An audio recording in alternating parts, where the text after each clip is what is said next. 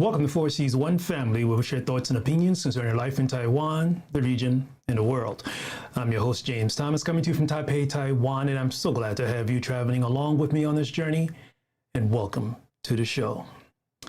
Well, you can grab a little bit from the title of what I'm going to be talking about this morning. It's 2:35 here a.m. in Taiwan.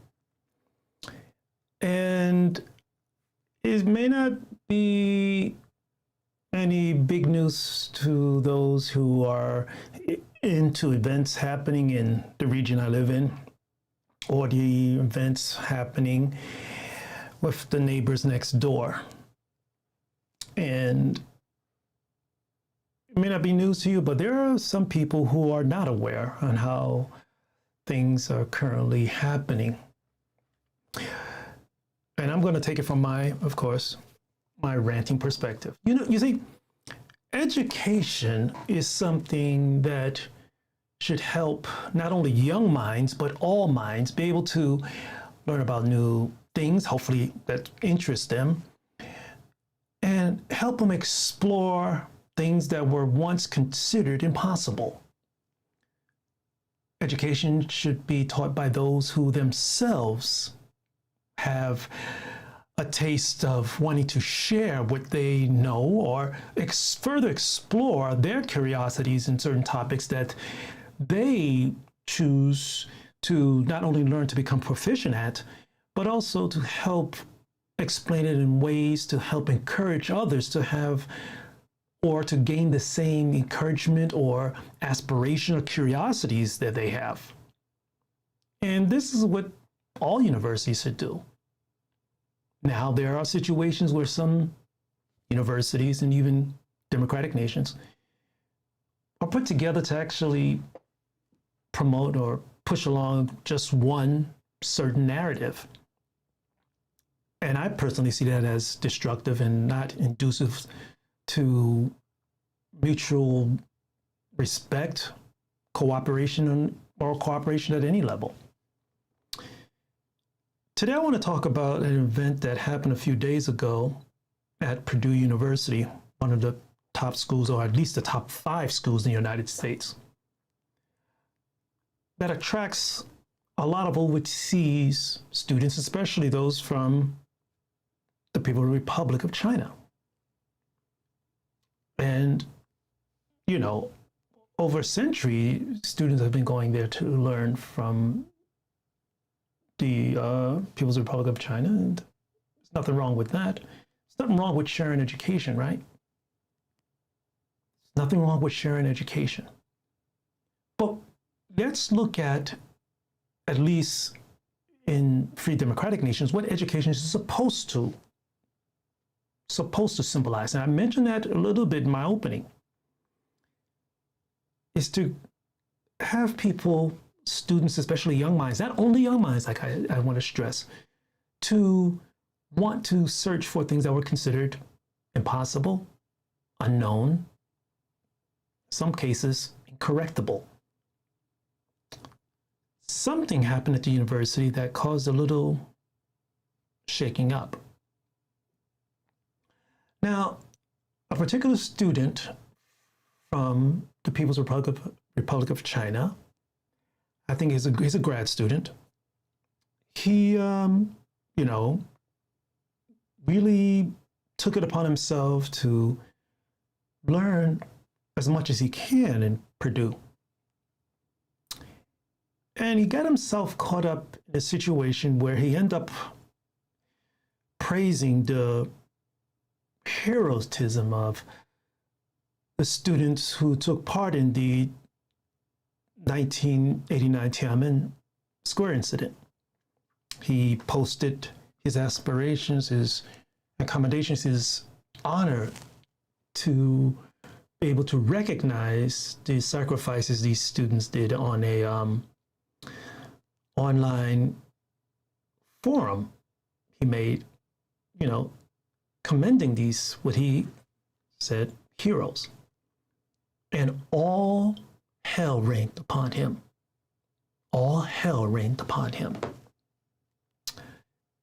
Apparently, there are those who are specifically assigned the role from the Purdue Chinese community to keep an eye on others from their nation.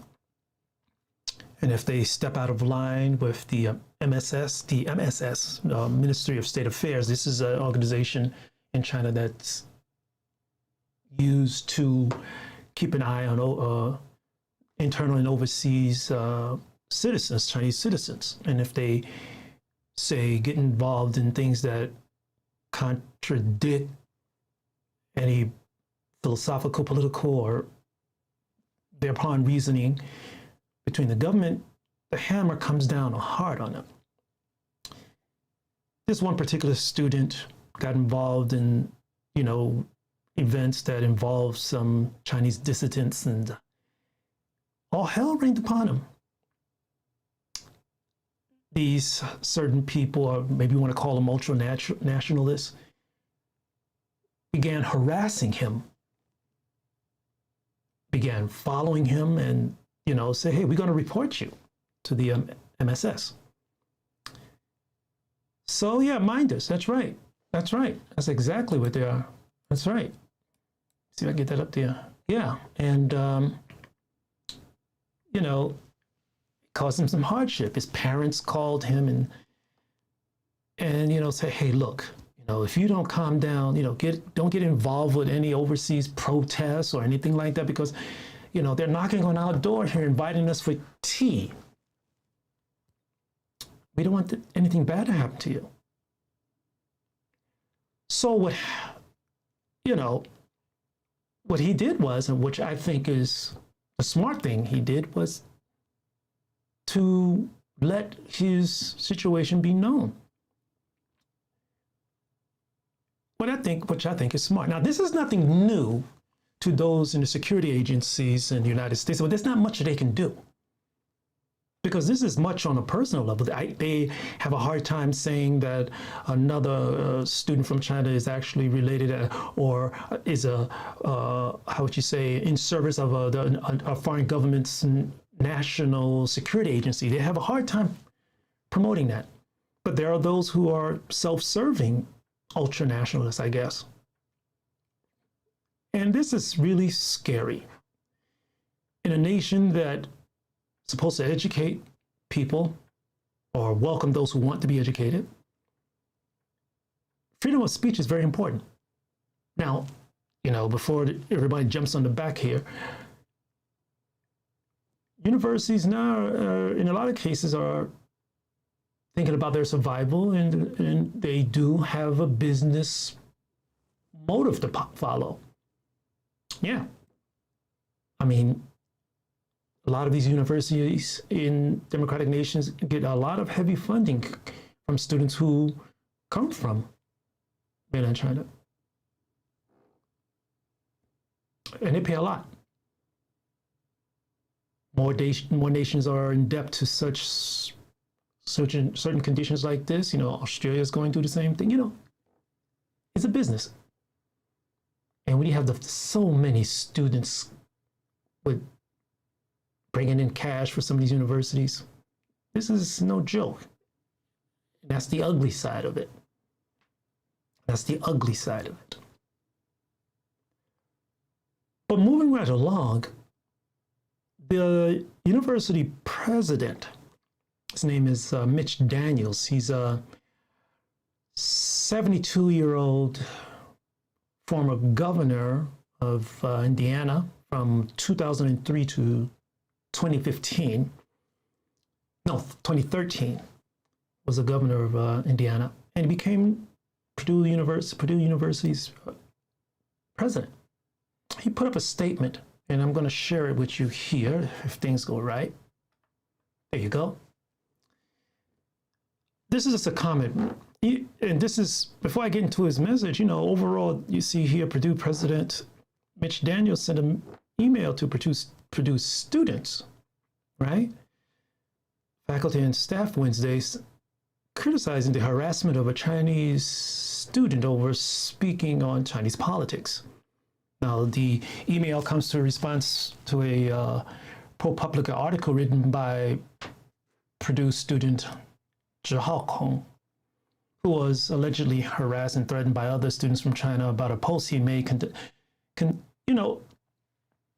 commending the heroism of students killed in the Tiananmen Square massacre in 1989.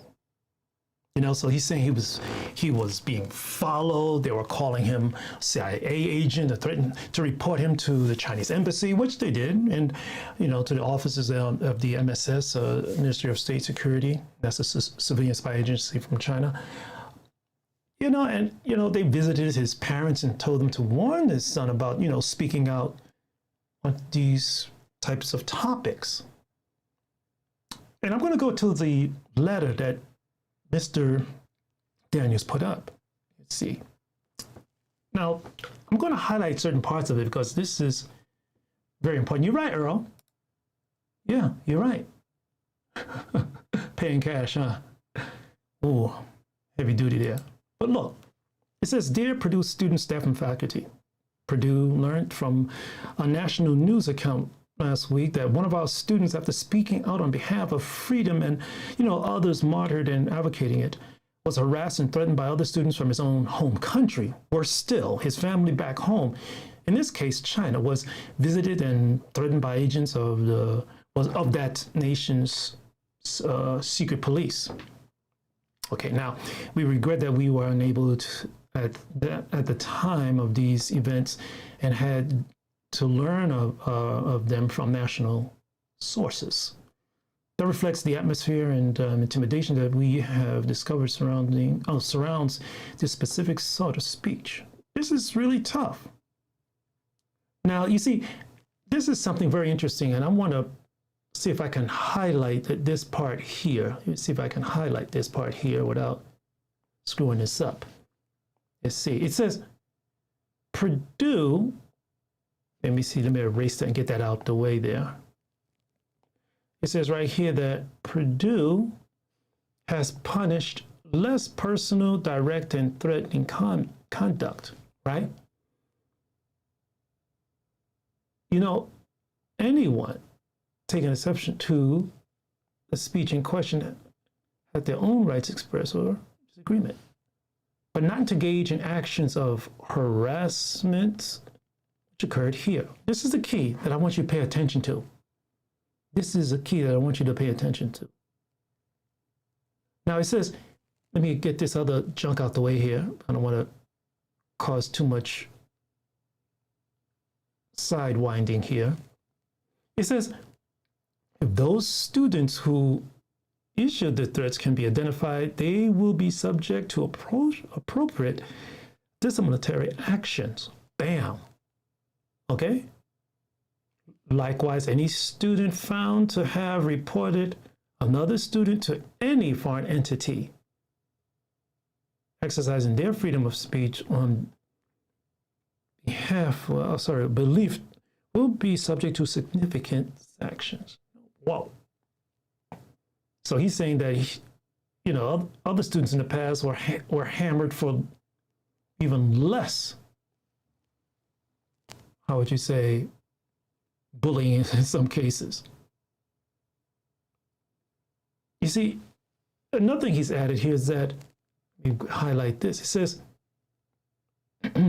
says, international students are nothing new to Purdue University, which welcomes its first Asian admittees over a century ago. It's over a century ago, right?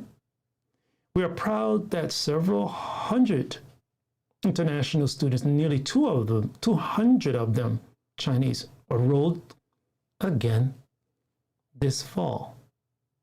Okay? Okay. Now, Purdue is not, anything new, any new place of learning for students from China or even Taiwan here. But this is very significant. I hope you paid some special attention to the wording that was placed here. Now, I've known about Mr. Daniels for at least 20 years. I know about him because he was quite active as a governor. And this, I would say, probably will cross all party lines in the United States as far as allowing people in the United States, or maybe from other democratic nations as well, those who are responsible for the governing of these type of nations. Freedom of speech is very important. And no other external entity should have the right to take that off rails.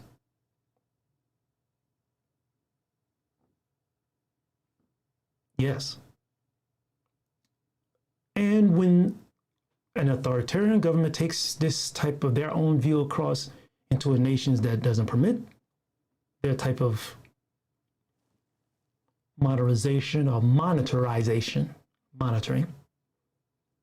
this is a threat. Now, this goes way beyond just using what they call useful idiots or China shills or whatever. This is something that shouldn't be ignored or selectively ignored. And there are universities that are getting vast income from China, not only through students, but also through certain academic relationships as far as research and things like that. And they don't want to disrupt that. But the question is, yeah, it is overreach. Is there a point of no return? This is what I see as weakness right now in a lot of democratic nations, not only my own, where things have to go through some kind of consensus and votings, not where you can just put the hammer down and say, we're just going to do this and we don't care who rights we step upon. Let's face it, democratic nations are a lot slower at doing almost everything. But we got to get over our own type of, not only I like to say selective amnesia, but our lack of willingness to cooperate with each other. What's happening in democratic nations, especially my own, we're spending so much time warring among ourselves that we are being taken apart subversively. But let me move right along here. So what happened is that apparently someone set up a petition, Tingyuan, so they say Mandarin, yeah, Tingyuan, a petition on a site called, change.org. Let me bring it up here. Now, I want you to take special attention. Well, by the way, guys, I just got a thumbs down. Wow, that's wonderful. I want to pay special attention to what you see on the screen. And this is from a person that identified themselves as Chinese student at Purdue. It says, President Daniels published a biased statement about Chinese students, solely based on an article. Now, this article came from, I'll show you in a moment, from a single source and without solid evidence. Now, remember, this particular evidence came from ProPublica, but there are other recorded events, or that are, there are recorded events that happened in the past that can actually prove that this is actually happening. We all advocate freedom of speech, but we oppose randomly criticism of a group based on their nationality, which Mr. Daniels did not do. He did not.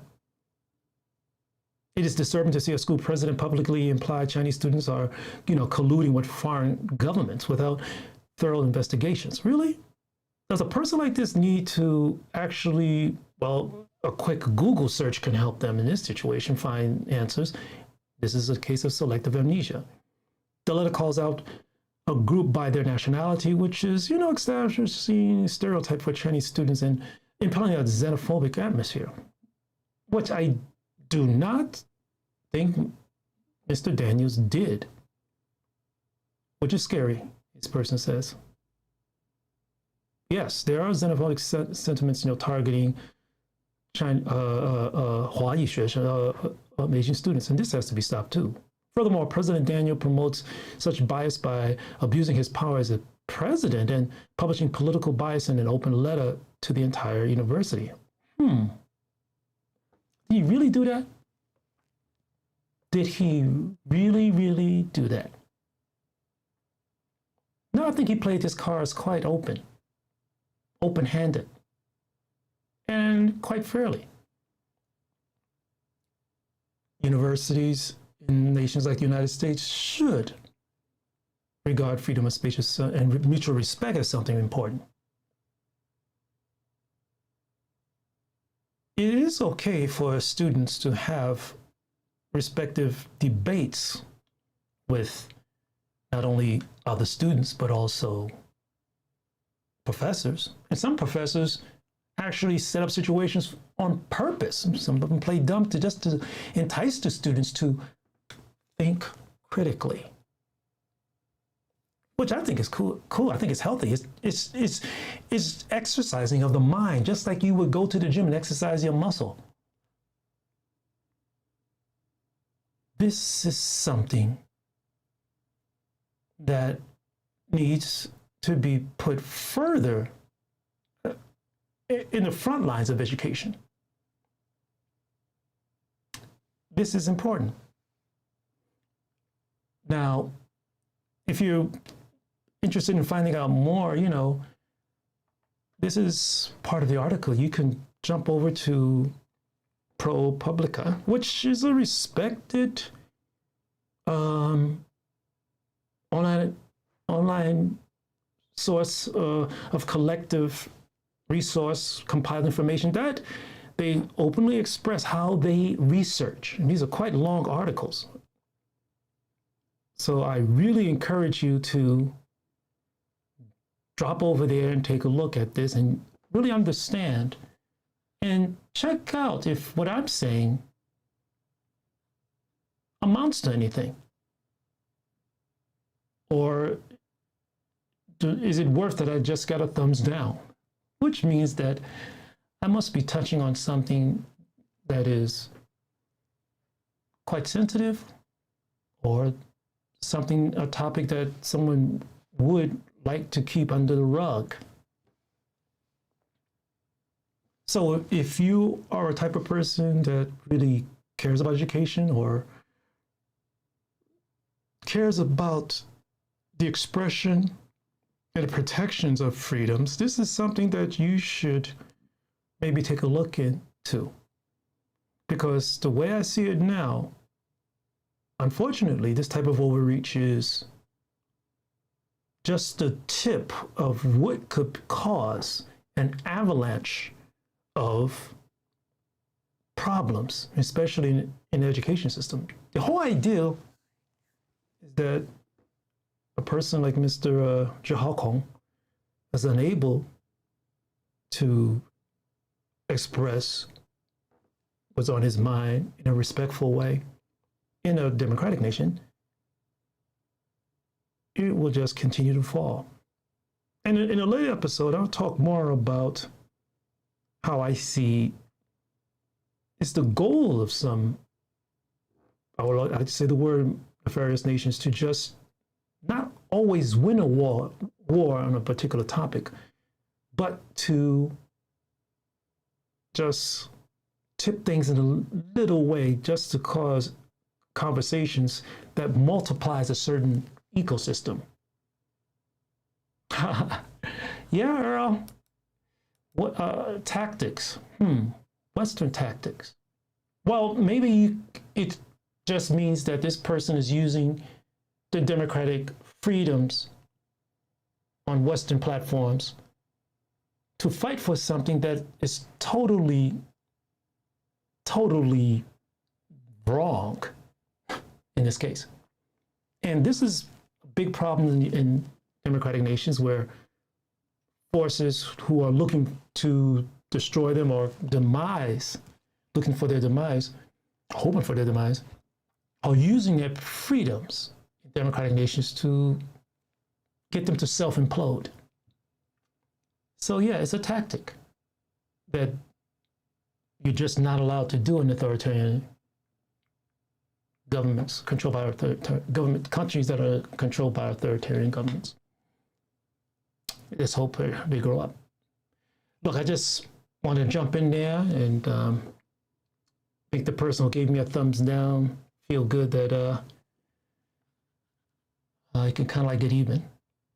And Earl, thanks a lot, and others.